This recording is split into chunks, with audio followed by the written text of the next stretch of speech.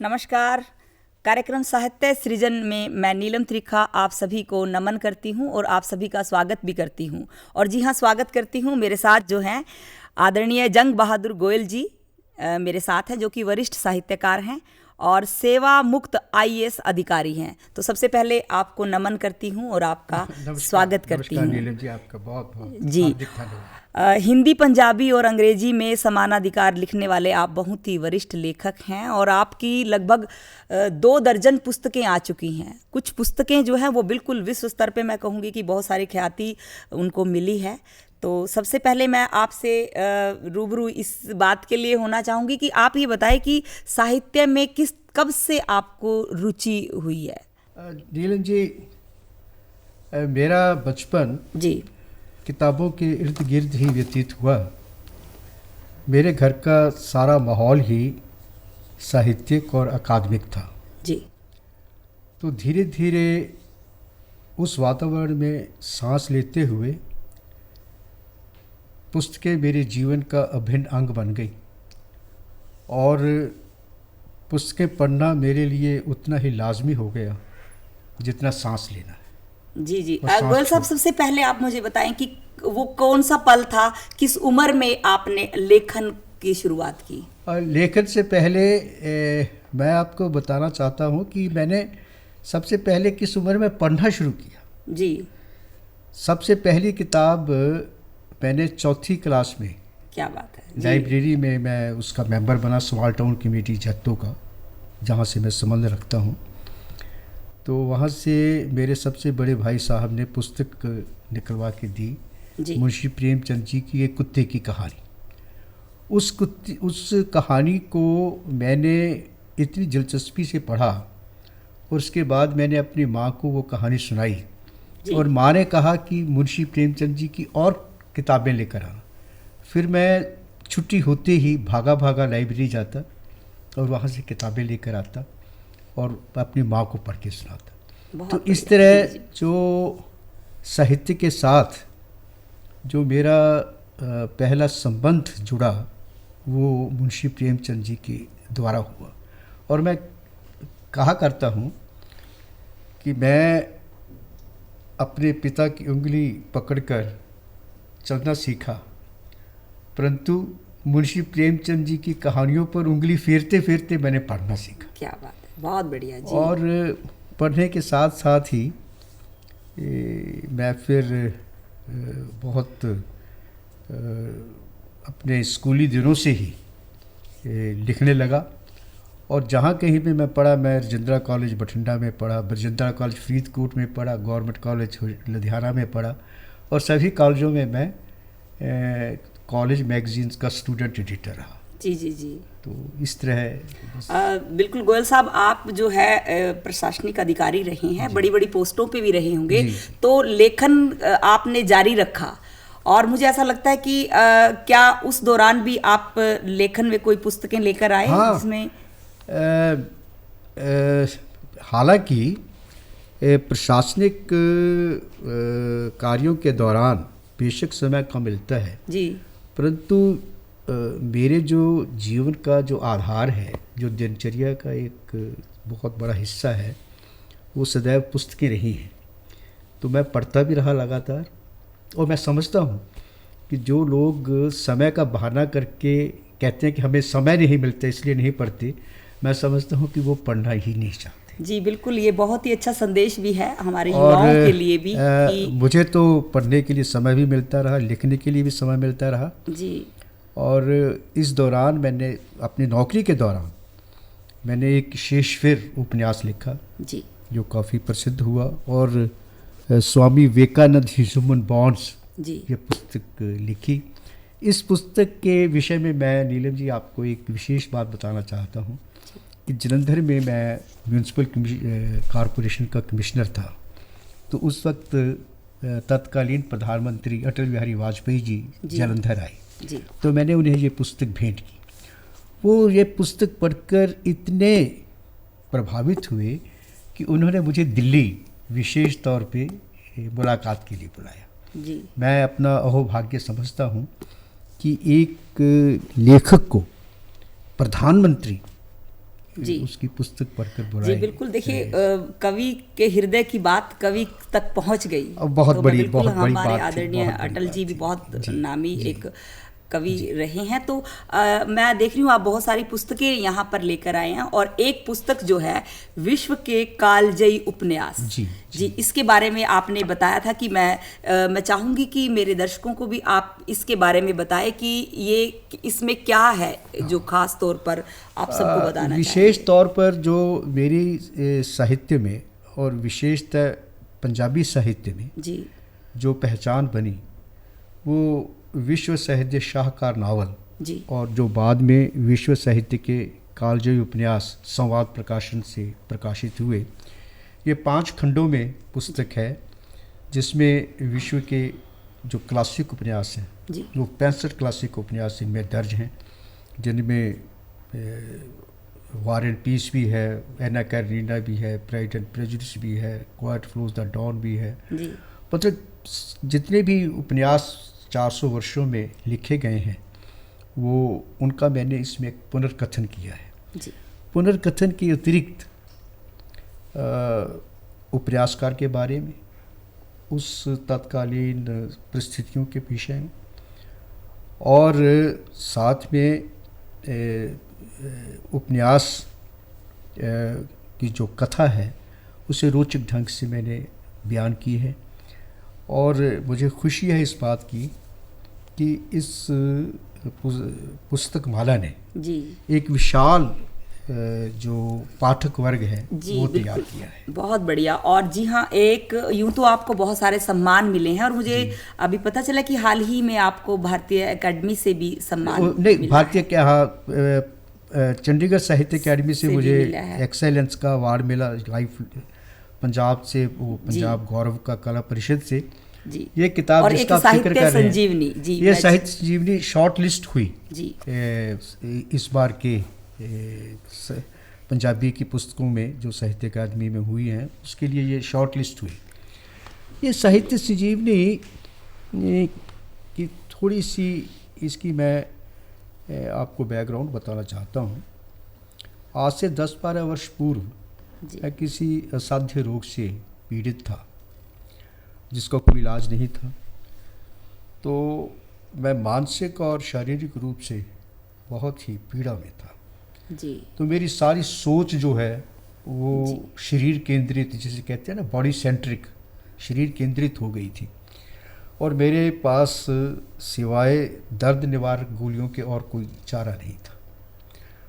उस समय मुझे साहित्य ने एक बहुत ही सशक्त अवलंब जो है वो प्रदान किया, ऐसा जिससे मेरी जो सोच है वो स्थिर और संतुलित हुई। ज़िंदगी में बहुत से उतार चढ़ाव, प्रत्येक व्यक्ति की ज़िंदगी में बहुत उतार चढ़ाव आते हैं। उस वक्त मैंने ये निष्कर्ष निकाला कि दुख है, हताशा है, निराशा है, अवसाद है, उस से बाहर निकलने का एकमात्र जो साधन है जी वो किताबें हैं। बहुत बढ़िया जी। और ये कहा भी गया है कि किताबें बेशक हमारे शरीर की पीड़ा, मन का दर्द, जी पेट की भूख ना मिटा सकें, परंतु वो दुखते सिर के नीचे सिरहाना ज़रूर रख सकती हैं। क्या बात है, बहुत ही सुंदर। और कहा भी गया है किताबें जो हैं वो बहुत अच्छी दोस्त होती हाँ, हैं। दोस्त हैं, सिरहाना रखती हैं, और इनके साथ हम दुख सुख बांटते हैं। बिल्कुल जी। और ये कहा भी गया है कि अपने आप को बदलने का सबसे जो सूक्ष्म, सबसे अच्छा ढंग है वो अपनी सोच को बदलना है। जी जो सोच जो है हमारी बदलती है वो अच्छे विचारों से बदलती है, और विचारों का जो संग्रह है वो उपन्यास हैं, कहानियाँ हैं, कविताएं हैं। जी जब हम उन्हें पढ़ते हैं तो ये कहा गया है कि हमारे माइंड में ना, ब्रेन में जो न्यूरोपाथ्स हैं जी वो सोच बदलते रहते हैं।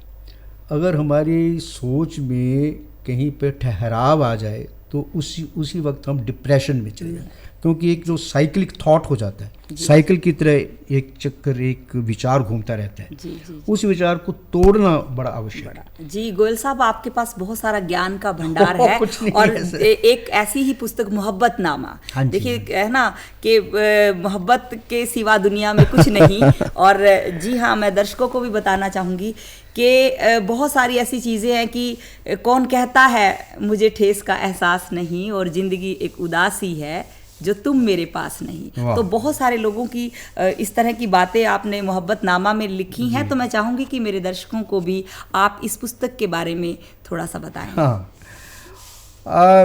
आपने बिल्कुल सही फरमाया। मोहब्बत का तो कोई पार कोई जान ही नहीं सका, इसका आर पार। तो जब मैं विश्व साहित्य के कालजयी उपन्यासों पे काम कर रहा था, तो मैं महान लेखकों के जीवन चरित्र को भी पढ़ा जी। और मैंने देखा कि जो प्रेम है, जो प्यार है उनके जीवन में, वो एक काफ़ी हद तक एक मोटिवेशनल पावर रहा है। जी। तो परंतु उसके बारे में उनकी पर्सनल प्राइवेट लाइफ के बारे में कोई बहुत ज़्यादा अधिक जानकारी किसी एक पुस्तक से नहीं मिली। तो मैंने 9-10 राइटर्स का चुनाव किया, जिनमें टैगोर हैं जी, बाल्जाक हैं, दास्तोवस्की हैं, सार्तर हैं और ऐसे अमृता प्रीतम हैं। जी जी। तो उनकी जो जीवन की जो मोहब्बत के जो हैं, वो उसको मैंने अपनी इस पुस्तक में उद्घाटित करने का यत्न किया है, अनबना प्रयास किया है। जी गोयल साहब, एक आज के जरूरी एक प्रश्न है हमारी युवा पीढ़ी के लिए भी, हम सब के लिए भी। आप सभी जानते हैं कि अब जो है AI आ चुका है।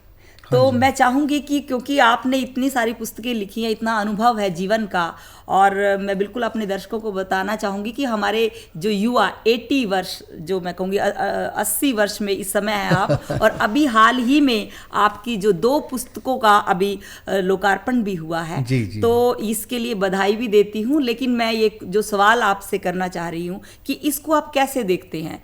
क्या कोई इस पे कोई प्रश्न चिन्ह है AI पर आप लगाएंगे कि या ये युवा पीढ़ी के लिए कुछ अच्छा साबित होगा?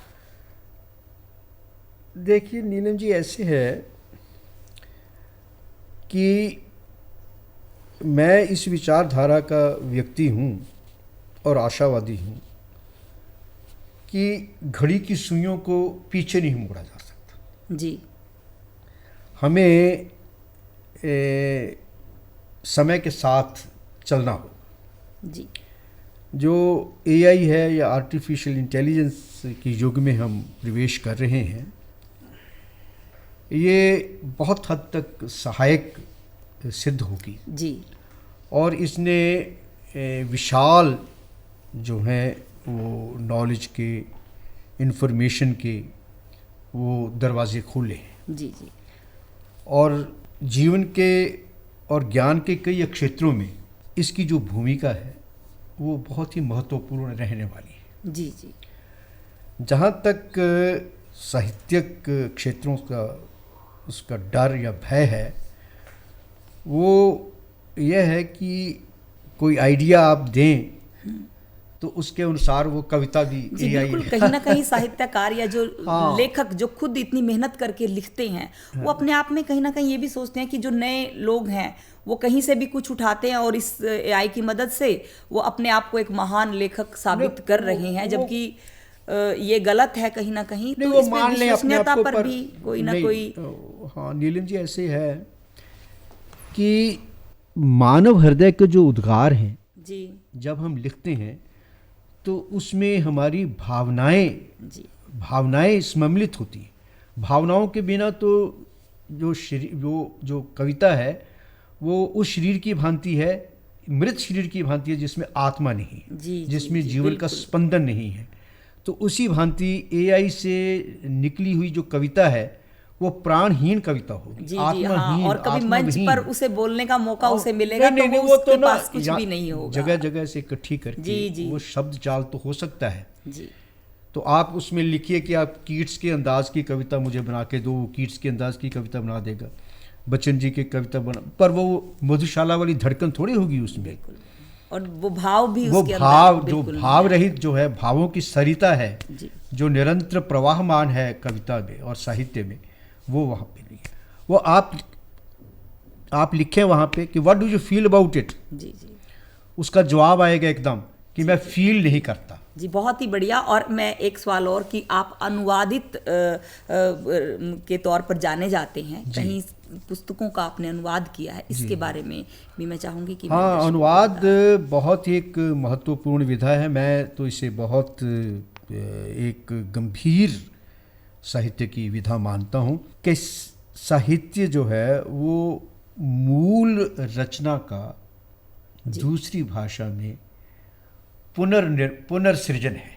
जी बिल्कुल। ये पुनर्सृजन की प्रक्रिया है, ये हर्फ बहर्फ अनुवाद वाला काम, वो तो मैकेनिकल अनुवाद है। जी जी एक अच्छे अनुवादक को एक अच्छा पाठक और एक उसके अंदर एक भीतर एक लेखक होना आवश्यक है। जब तक वो पूरी टेक्स्ट को आत्मसात नहीं कर लेता, और आत्मसात कर लेने के पश्चात उसे अपने रोम रोम में बसा जी, नहीं जी, लेता, जी। तब तक वह अनुवाद के साथ न्याय नहीं कर सकता। नहीं कर सकता, बिल्कुल।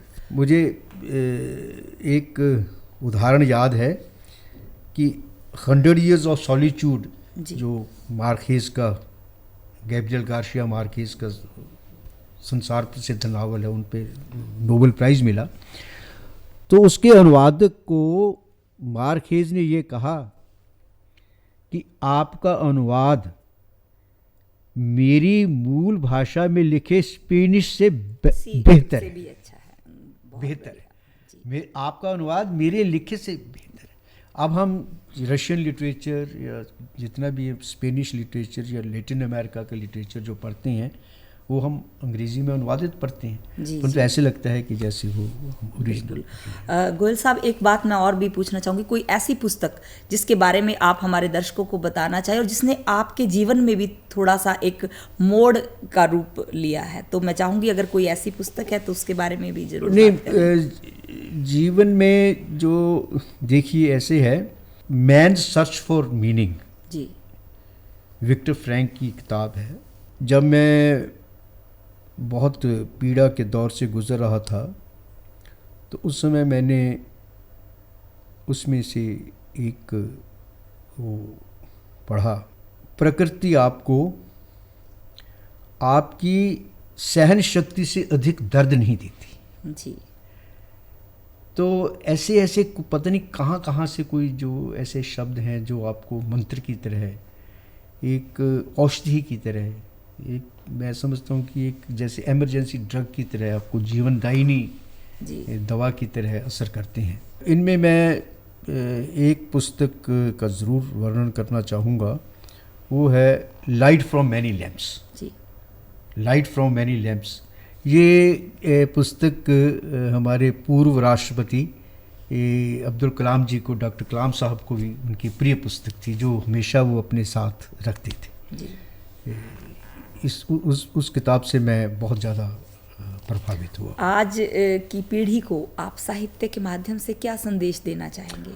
मैं तो, मेरे पास तो सिर्फ यही कहने के लिए है कि आप किताबों से दोस्ती कर लो। जी, आज का जो युग है वो बच्चे जो है वो सारा दिन मोबाइल पे हैं, और जैसे पुस्तकों का भी दौर है, तो आपको ऐसा क्या लगता है कि बच्चे भी हैं जो पढ़ने पुस्तकों में रुचि थोड़ी कम हो रही है, क्योंकि सब कुछ तो इतना आसान हो गया, सारा दिन वो मोबाइल में या कंप्यूटर पे या ई बुक्स का, तो शायद इस वजह से कहीं ऐसा तो नहीं कि लेखन जो कर रहे हैं वो थोड़ा सा निराश हुए हैं? नहीं नहीं नहीं, ऐसी बात नहीं है। मैं कोई निराशा वाली बात नहीं है। ये चलता है समय, मैंने पहले भी कहा कि समय अनुसार चलता है। जब टेलीविज़न आया तब लोग सोचते थे कि रेडियो ख़त्म हो जाएगा। जी रेडियो है। बिल्कुल। और जब वो वीडियो पता नहीं वो आई तो तब सब समझते थे कि ये सिनेमा हाउसेस ख़त्म हो जाएंगे, सिनेमा हाउसेस हैं। तो ये सब कुछ चलता है। अब आप मैं एक दो उदाहरण देना चाहूँगा। खालसा कॉलेज अमृतसर में उनका साहित्यिक मेला हुआ और वहाँ पे किताबों की प्रदर्शनी भी हुई। मुझे बताया गया कि वहाँ पे 1 करोड़ के लगभग किताबों की बिक्री हुई जी। अब वो खरीदने वाले नौजवान और हमारे बच्चे ही हैं। ऐसे ही बठिंडा में और फरीदकोट में जो मेले लगे और जालंधर में मेला लगा तो उसमें लाखों रुपए की किताबें जो हैं वो बिकी हैं। बहुत बढ़िया। युवा पीढ़ी पढ़ रही है जी। बेशक मैं समझता हूँ कि चाहे वो ई बुक पढ़ें, चाहे वो किंडल से पढ़ें जी, चाहे वो कैसे भी पढ़ें, परंतु ये माँ बाप का और टीचर्स का ये फ़र्ज़ बनता है कि वो बच्चों को मोबाइल देखने का समय निश्चित करें जी। क्योंकि इतनी एडिक्शन हो रही है कि उनको डी एडिक्ट करने के लिए भी अब हमें शायद सेंटर खोलने पड़ेंगे जी।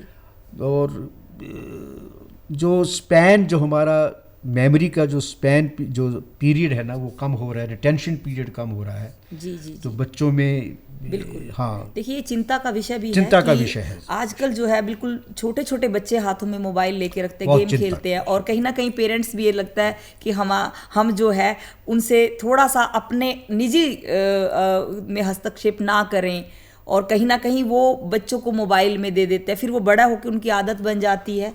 तो ये एक सुंदर संदेश भी है कि मैंने तो नीलम जी एक अभी मैंने सुना है बात कि 5 साल का बच्चा अगर उसके हाथ से कंप्यूटर कहते ले लिया जाए तो वो कांपने लग जाता है। जी, उसके जी, हाथ कांपने लग जाते हैं क्योंकि साइकोलॉजिस्ट ने ये प्रूव किया है कि हर 8-10 सेकंड के बाद जी आप कंपल्सिव उसको खोलने के लिए आतुर हो जाते हैं, कुछ देखने के लिए। सिर्फ उसको आप स्कैन करते, कुछ भी नहीं करते। जी जी गोयल साहब, बिल्कुल आपसे बहुत हमने अच्छी जानकारी ली है और आप इतने विधा में आपने लिखा है, अनुवाद किया है, इतनी सारी पुस्तकें जो कि विश्व स्तर पर उनको बहुत ही मान सम्मान मिला है। तो बहुत अच्छा लगा। मैं जाते जाते एक क्वेश्चन और आपसे पूछना चाहूँगी कि आज के युग में सबसे बड़ी लेखकों के लिए आप क्या एक राय देना चाहेंगे? क्या जैसे आपके पास बहुत सारा अनुभव है, अनुवाद किया है आपने, कि अपना आप लिख रहे हो, लेकिन कहीं ना कहीं जब तक आप बहुत सारे बड़े बड़े लेखकों को नहीं जानेंगे, नहीं पढ़ेंगे, तब तक शायद हम समाज के हित में एक जागृति संदेश, एक श्रेष्ठ भारत निर्माण में वो भूमिका नहीं निभा पाएंगे। तो इसके लिए मैं चाहूँगी कि जाते जाते एक छोटा सा संदेश हमारे दर्शकों को जरूर। मैं इस योग्य तो नहीं हूँ क्योंकि मैं इतना बड़ा कोई लेखक नहीं हूँ, कोई इतना बड़ा चिंतक भी नहीं हूँ। मैं टॉलस्टॉय के शब्दों में जी। आपके प्रश्न का उत्तर देना चाहता हूँ और संदेश देना चाहता हूँ। टॉलस्टॉय से यही प्रश्न किसी ने पूछा जी। कि एक लेखक उनके पास आया और उसने पूछा कि मैं लेखक बनना चाहता हूँ, मैं कैसे अच्छा लिखूँ? जी। तो लियो टॉलस्टॉय ने जवाब दिया, पढ़ो पढ़ो और पढ़ो। क्या बात है जी। Read more read more read more. जी हाँ। और अच्छा साहित्य, क्लासिक साहित्य। हाँ, बहुत ही सुंदर संदेश, क्योंकि लिखते सभी हैं लेकिन जब तक हम बहुत सारे अच्छे राइटर्स को नहीं पढ़ेंगे तब तक हम शायद बहुत सारा विस्तार अपने आप में भी नहीं कर पाते। तो ये कि बहुत ही अच्छा संदेश दिया है। और जी हाँ, इसी तरह से हम जो है साहित्य सृजन के माध्यम से अनेक इस तरह की जानी मानी हस्तियों से आप सभी को रूबरू कराते रहते हैं। तो आज का ये मुझे लगता है ये जो चर्चा है वो बड़ी ही शानदार रही और मुझे भी एक पंक्तियों से मैं इस कार्यक्रम को समापन करना चाहूँगी कि जी हाँ, कि कोई भी व्यक्ति जब अपने आप को निराश समझता है तो उसके पास लेखन एक ऐसा माध्यम है कि आप जो है अपनी बहुत सारी बातों को उसमें लिख कर, अपने जीवन चर्चा को लिख कर डिप्रेशन विरेचन होता है, विरेचन, उससे विरेचन होता है, दूर हो सकते हैं। और अगर आप जब बहुत सारा अच्छा अनुभव लेना चाहते हैं तो एक बहुत अच्छा संदेश जो आपने दिया है कि पढ़ो पढ़ो और पढ़ो, अच्छे राइटर्स को पढ़ो। और ये एक सुंदर से संदेश के साथ ही मैं एक देश के नाम जो है 2 पंक्तियां जरूर कि उठो उठो देश के वीर जवानों, अपनी मातृभूमि पर मान करो और सौ दीप जलाकर ज्ञान के पुनः लेखन से मातृभूमि का मान करो, मातृभूमि का मान करो। जी हाँ, इसी तरह से हमारे साथ फिर से बने रहने के लिए हम सब अपने दर्शकों से इजाज़त लेते हैं। जय हिंद, जय भारत। बहुत बहुत धन्यवाद।